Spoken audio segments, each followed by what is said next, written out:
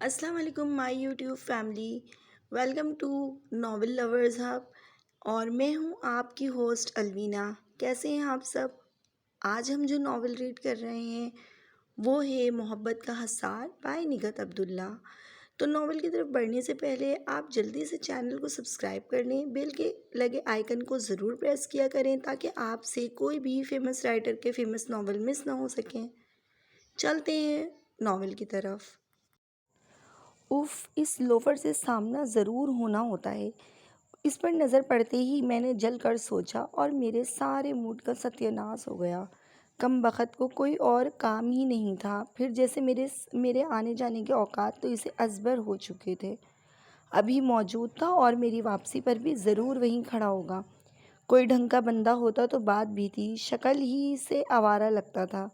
مزید مجھے دیکھتے ہی جس قسم کے پوز مارتا تھا، اس سے تو میری پوری جان جل جاتی تھی۔ روزانہ کی طرح اس وقت بھی میں کالج میں داخل ہوئی تو بے حد تپی ہوئی تھی۔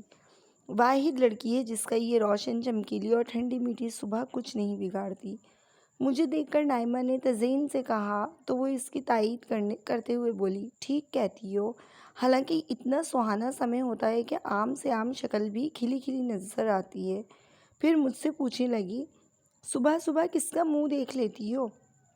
آئینہ دیکھ لیتی ہوگی بیچاری، نائمہ کہہ کر خود ہی ہنسی۔ نہیں خیر، اس کی شکل اتنی بری تو نہیں ہے، بلکہ اچھی خاصی ہے۔ تزئین نے مذاق میں نائمہ کا ساتھ نہیں دیا، پھر کہنے لگی، لگتا ہے اس کے گھر میں۔ خدا کے لیے تم دونوں اپنی بکواس بند کرو۔ میں ان کی قیاس آرائیوں پر چیخ پڑی۔ ایک تو پہلے ہی دماغ خراب ہوتا ہے، اوپر سے تم لوگ، یہی تو ہم جاننا چاہتے ہیں کہ پہلے سے دماغ خراب کیوں ہوتا ہے؟ اس لوفر کی وجہ سے۔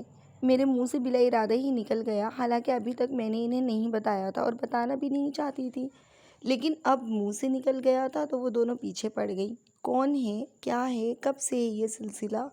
لا حول ولا قوت! میں جھنجھلا گئی۔ کم بخت ہو، تم تو ایسے مشتاق ہو رہی ہو جیسے میں نے خود خوبرو نوجوان کہا ہو۔ ارے آج کل لوفر ہی خوبرو ہوتے ہیں، شریف آدمی تو بیچارہ حالات کی چکی میں پس رہا ہوتا ہے۔ تزئین نے فوراً فلسفہ جھاڑنے کی کوشش کی، لیکن میں نے ٹوک دیا، بس رہنے دو۔ رہنے دیا۔ اب تم جلدی سے اس لوفر کے بارے میں بتاؤ۔ کیا بتاؤں؟ آتے جاتے میرے راستے میں کھڑا رہتا ہے، کبھی مسکراتا ہے، کبھی اشارے سے سلام کرتا ہے۔ میں غصے میں بول رہی تھی، لیکن ان دونوں کو ذرا احساس نہیں تھا۔ سینے پر ہاتھ رکھ کر بولی، ہائے اس کی مسکراہٹ کیسی ہے! مجھے غصے کے باوجود ہنسی آ گئی۔ لعنت ہو تم پر، اب کچھ نہیں بتاؤں گی۔ مت بتاؤ، ہم خود سمجھ گئے ہیں، یعنی مسکراتا ہے، اشارے سے سلام کرتا ہے، پھر پیچھے پیچھے آئے گا، پوچھے گا آپ کا نام کیا ہے، اس کے بعد۔ اس سے پہلے میں تمہارا سر توڑ دوں گی۔ میں نے فائل اونچی کر کے تزئین کے سر پر مارنی چاہی، لیکن وہ پیچھے ہٹ گئی۔ پھر ایک دم سنجیدہ ہو کر بولی، مذاق ختم یار، لیکن یہ بتاؤ تم اب تک خاموش کیسے ہو؟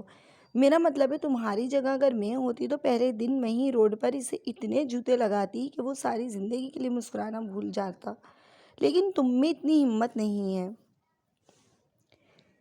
ہمت ہو تو بھی کیا میں کہاں سے اسے کچھ کہہ سکتی ہوں؟ میری بے بسی سے کہنے پر تزئین ٹھٹک کر بولی، کیا مطلب؟ یار وہ میری آپا کا دیور ہے، اور آپا کے سسرال والے تو یوں بھی بہانے ڈھونڈتے رہتے ہیں، ذرا ذرا سی بات پر انہیں گھر سے نکالنے کھڑے ہو جاتے ہیں، اور اگر میں نے اس لوفر سے کچھ کہا تو پھر تو آپا بیچاری پر زندگی اور تنگ ہو جائے گی۔ میں نے افسوس کے ساتھ انہیں اصل صورتحال بتائی، پھر باری باری دونوں کو دیکھ کر بولی، اب بتاؤ میں کیا کر سکتی ہوں سوائے تپنے جلنے کڑنے کے؟ تم نے اپنی آپا کو بتایا؟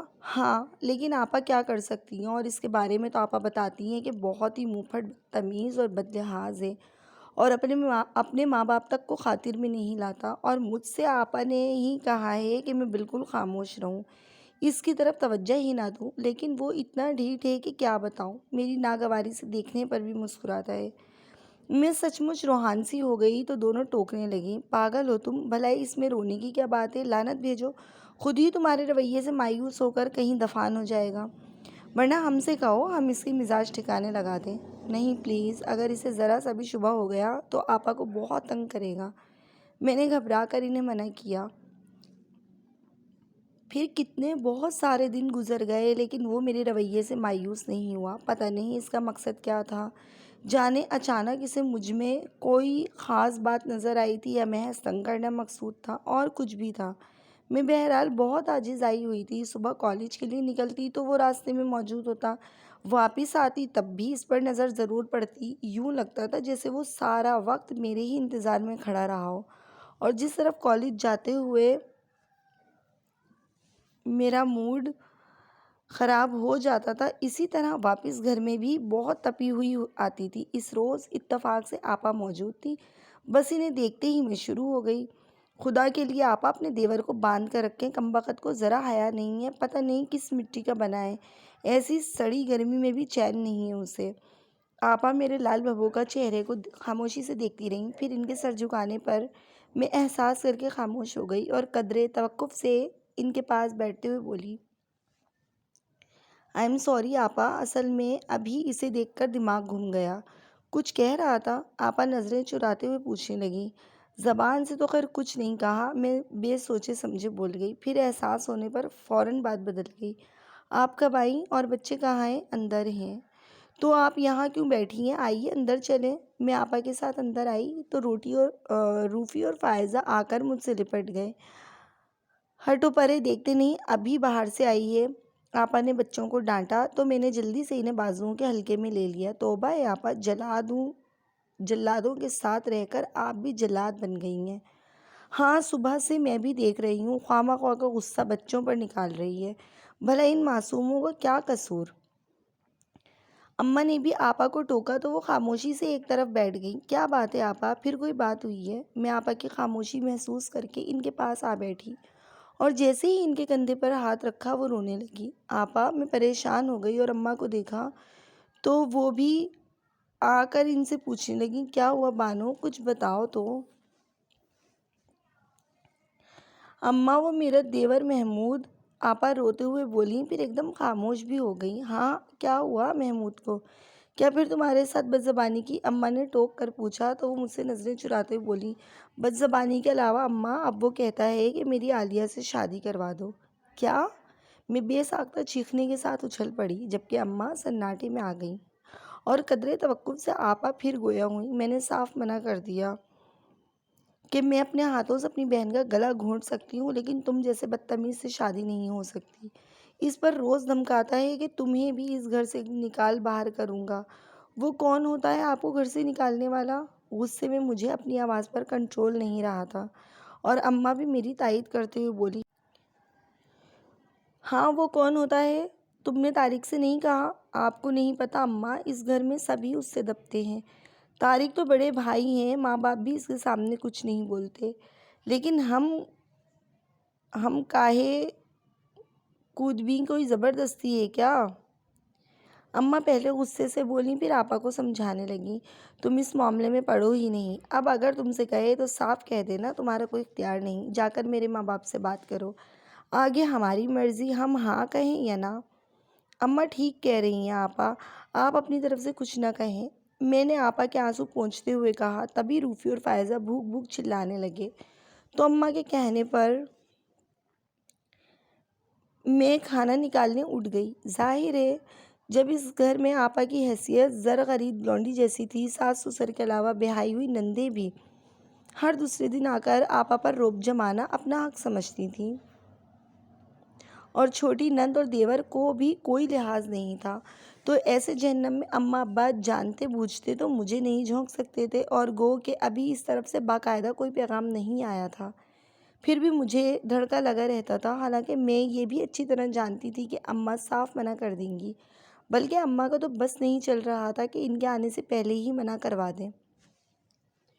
پھر بھی جانے کیوں میرے اندر نامعلوم سا خوف گھر کر رہا تھا۔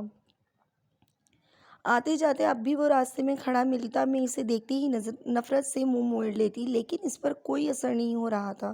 بہرحال مجھے زیادہ فکر آپا کی تھی کہ ہمارے انکار کے بعد وہ آپا کو بہت تنگ کرے گا، اور اسے روکنے والا بھی کوئی نہیں تھا۔ پھر اپنے طور پر اماں نے تو آپا کو سمجھا دیا تھا کہ وہ اس معاملے میں نہ پڑے، لیکن ان کے سسرال والے کچھ زیادہ ہی چالاک تھے۔ یوں تو انہیں کسی خاطر میں نہیں لاتے تھے، لیکن اس کام کے لیے خاص طور سے انہیں نمائندہ بنا کر بھیج دیا۔ جب آپا نے بتایا کہ ان کے ساس سسر نے خاص طور پر اس مقصد سے بھیجا ہے تو سچ مچ اماں چکرا کر رہ گئیں۔ میں کیا کروں اماں؟ آپا مکمل بے بسی کی تصویر بنی بیٹھی ہوئی تھی۔ مجھے ان پر بہت رحم آیا اور اماں کی تو عقل بالکل کام نہیں کر رہی تھی۔ کبھی مجھے دیکھتی کبھی آپا کو۔ تب میری جو سمجھ میں آیا میں نے فوری خطرہ ٹالنے کی خاطر کہہ دیا، آپا آپ کہہ دیجیے گا کہ اماں نے سوچ کر جواب دینے کو کہا ہے۔ اماں کچھ دیر تک مجھے دیکھتی رہیں، پھر پرسوچ انداز میں بولی، ہاں ایسا ہی کہہ دینا، بعد میں تمہارے ابا سے مشورہ کر کے میں خود منع کروا بھیجوں گی۔ اس رات میں نے ابا اماں کی باتیں سنی۔ دونوں بہت فکر مند تھے۔ ظاہر ہم دونوں بہنیں انہیں یکساں عزیز تھیں اور وہ کسی ایک کو دوسری پر قربان نہیں کر سکتے تھے۔ عجیب مشکل تھی، نہ ہاں کر سکتے تھے نہ اور کوئی تیسرا راستہ ان کی سمجھ میں نہیں آ رہا تھا، اور ایسے ہی مایوسی کے عالم میں وہ سو گئے، لیکن میں ایک فیصلہ کر کے ہی سوئی تھی۔ اگلے روز میں کالج جانے لگی تو اس کے قریب سے گزرتے ہوئے میں نے اسے اپنے ساتھ آنے کا اشارہ کیا۔ وہ گڑبڑا کر ادھر ادھر دیکھنے لگا۔ مجھے حیرت ہوئی کیونکہ اب تک تو میں اس کی ترم خانی کے قصے سنتی آ رہی تھی۔ مجھے تم سے بات کرنی ہے، لیکن یہاں کھڑے ہو کر نہیں، میں نے پرسکون انداز میں کہتے ہوئے ادھر ادھر دیکھا تو وہ غیر یقینی سے بولا، آپ مجھ سے بات کریں گی؟ ادھر ادھر بھٹکتی ہوئی میری نظریں اس پر ٹھہر گئیں تو وہ گڑبڑا کر بولا، میں بائک لے کر آتا ہوں۔ وہ تیز قدموں سے اپنے گھر کی طرف بڑھ گیا اور میں آہستہ قدموں سے اپنے راستے پر چلنے لگی۔ کچھ دیر بعد اس نے میرے قریب بائک روکی تو میں خاموشی سے اس کے پیچھے بیٹھ گئی، گو کہ اندر سے میں خاصی خوف زدہ تھی، لیکن اس پر بالکل ظاہر نہیں ہونے دیا، بلکہ میری کوشش تھی کہ میں اس پر حاوی رہوں۔ اس لیے بات میں نے شروع کی، وہ بھی بغیر کسی تومہید کے۔ آپا تمہارا پرپوزل لے کر آئی تھی اور اماں ابا کو تو کوئی اعتراض نہیں، لیکن میں تم سے شادی نہیں کرنا چاہتی۔ وہ بہت شوق سے مجھے دیکھ رہا تھا۔ میری آخری بات پر بجھ سا گیا اور دھیرے سے سر جھکا کر بس اسی قدر پوچھ سکا، کیوں؟ ظاہر ہے میرا بھی وہی حشر ہوگا جو میری آپا کا ہوا ہے، بلکہ تم لوگوں نے کیا ہے۔ کیا حیثیت ہے میری آپا کی تمہارے گھر میں، یہ مجھ سے زیادہ تم جانتے ہو۔ خود تم نے کبھی انہیں بڑی بھاوج کا درجہ نہیں دیا، اور تمہاری ماں بہنیں جب چاہتی ہیں انہیں نکال کر باہر کرتی ہیں۔ کم از کم تو میں یہ سب برداشت نہیں کر سکتی۔ میں بامشکل اپنے لہجے پر قابو پا کر آرام سے بات کر رہی تھی، ورنہ تو میں جتنی اس سے متفر تھی، دل چاہ رہا تھا کہ اس کے منہ پر تماچا مار کر کہوں، تم نے مجھ سے شادی کا سوچا بھی کیسے؟ آپ کے ساتھ ایسا نہیں ہوگا۔ اس نے اس طرح سر جھکائے ہوئے کہا تو میں کتنی دیر تک اسے دیکھتی رہی۔ مجھے واقعی حیرت ہو رہی تھی، یعنی اتنا بدتمیز اور بدلحاظ آدمی میرے سامنے نہ صرف سر جھکائے بیٹھا تھا بلکہ بولتے ہوئے جھجک رہا تھا۔ اس کی کیا گارنٹی ہے کہ میرے ساتھ ایسا نہیں ہوگا؟ میں نے کہا تو وہ فوراً بولا، میرا یقین کریں، تمہارا یقین کر لوں؟ میری طنزیہ ہنسی پر وہ ایک دم سر اٹھا کر مجھے دیکھنے لگا، پھر کچھ رک کر بولا، یہ صحیح ہے، میں بہت برا ہوں، بدتمیز، بدلحاظ اور جانے کیا کچھ۔ ہو سکتا ہے آپ مجھے آوارہ لوفر بھی سمجھتی ہوں، لیکن یہ بھی سچ ہے کہ میں اپنی بات سے کبھی نہیں پھرتا، مجھے چاہے آزما لیں۔ میں خاموش رہی۔ بھلا مجھے کیا ضرورت تھی اسے آزمانے کی؟ ماں ناپا کا خیال آیا تو میں بغور اسے دیکھنے لگی۔ کی رنگ سے میز کی سطح پر دائرہ بناتا ہوا بہت الجھن میں نظر آ رہا تھا۔ آنکھوں میں ایسی سوچ کے رنگ تھے کہ اگر میں اسے نہ ملی تو، اور میں نے تھوڑی سی دیر میں بہت کچھ سوچ ڈالا۔ پھر رات جو فیصلہ کر کے سوئی تھی اس کے بالکل برعکس میں نے اسے پکار کر کہا، سنو محمود، مجھے تمہیں آزمانے کی ضرورت نہیں ہے، میرا مطلب ہے میں تمہارا یقین کر سکتی ہوں۔ اس کی بجھی ہوئی آواز میں اچانک روشنیاں جگمگانے لگیں اور میں سر جھکا کر واپسی کے لیے اٹھ کھڑی ہوئی۔ اماں نے سنا تو انہیں میری دماغی حالت پر شبہ ہونے لگا، اور آپا نے تو رو کر برا حال کر لیا، کیونکہ وہ سمجھ گئی تھی کہ میں ان کی خاطر محمود کے لیے حامی بھرنے کو کہہ رہی ہوں۔ رو رو کر میری منتیں کرنے لگی، خدا کے لیے باز آ جاؤ، مت اپنی زندگی خراب کرو۔ کوئی خراب نہیں ہوگی، بلکہ آپ کی بھی سنور جائے گی۔ میں نے اطمینان سے کہا تو وہ جل کر بولی، کسی خوش فہمی میں نہیں رہنا، کوئی خوش فہمی نہیں ہے مجھے، لیکن آپا اتنا تو ہوگا نا کہ آپ کا کچھ بوجھ ہلکا ہو جائے گا۔ ساس ایک وقت آپ کو بولے گی تو دوسرے وقت میں سن لوں گی۔ میں نے ہنس کر کہا تو اماں سر جھٹک کر وہاں سے اٹھ گئیں۔ پھر ظاہر ہے جب اماں اور آپا مجھے سمجھانے میں ناکام ہو گئیں تو انہیں حامی بھرنی پڑی، یوں بہت جلد میں آپا کے دکھ بانٹنے ان کے گھر آ گئی۔ میرے ذہن میں واقعی بس یہ خیال تھا کہ آپا کے حصے کی کچھ زیادتیاں میں سہ لوں گی، لیکن میں تو یہ بھول ہی گئی تھی کہ میں جس کا ساتھ قبول کر رہی ہوں وہ اپنے گھر میں سب سے زور آور ہے اور مجھ سے محبت بھی کرتا ہے۔ اولین صبح میری آنکھ شور سے کھلی تھی۔ میں ہڑبڑا کر اٹھ بیٹھی، غور کیا تو ساس نندے ناشتے میں ذرا دیر ہو جانے پر آپا کو ڈانٹ رہی تھی۔ میرا دل چاہا اسی وقت کمرے سے نکل کر آپا کے سامنے ڈھال بن جاؤں، لیکن میں ایک رات کی دلہن بے بسی سے ہاتھ ملنے لگی۔ پھر محمود کو دیکھا، وہ غالباً اس شور کا عادی تھا، جب ہی اطمینان سے سو رہا تھا۔ میں نے آہستہ سے اس کا کندھا ہلایا تو وہ آنکھیں کھول کر دیکھنے لگا۔ تب میں نے انجان بن کر پوچھا، یہ شور کیسا ہے؟ شور؟ اس نے ایک لمحہ غور کیا، پھر مجھ سے نظریں چرا کر اٹھتا ہوا بولا، میں دیکھتا ہوں، سنیں آپا کو یہاں بھیج دیں۔ وہ اس بات میں سر ہلا کر کمرے سے نکل گیا اور قدرے توقف سے اس کی آواز نے سب کو خاموش کروا دیا۔ یہ کیا ہنگامہ مچا رکھا ہے تم لوگوں نے؟ ناشتہ نہیں ملا تو جاؤ اپنے گھروں میں، یہاں جاؤ اپنے گھروں کو، یہاں کس حساب سے اتنے دن ڈیرا جما کے بیٹھ جاتی ہو؟ ہائے ہائے، اس کی اماں نے ٹوکنا چاہا لیکن اس نے انہیں بھی خاموش کر دیا۔ بس اماں، بہت ہو گئی، اب یہاں ان کی اجارہ داری نہیں چلے گی۔ اور بھابھی کیا ان کی نوکر لگی ہوئی ہیں؟ چلیں بھابھی، آپ اپنے کمرے میں جائیں، جسے ناشتہ کرنا ہوگا خود ہی بنائے گا۔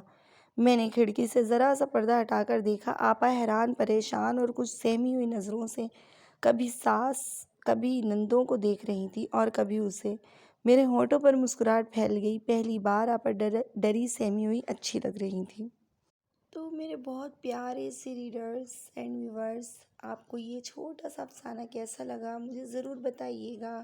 کامنٹ پہ اپنی رائے کا اظہار ضرور کیا کریں اور ویڈیو کو لائک ضرور کر دیں۔ ملتی ہوں پھر کسی چھوٹے سے افسانے کے یا کسی ایک مکمل سی کہانی کے ساتھ۔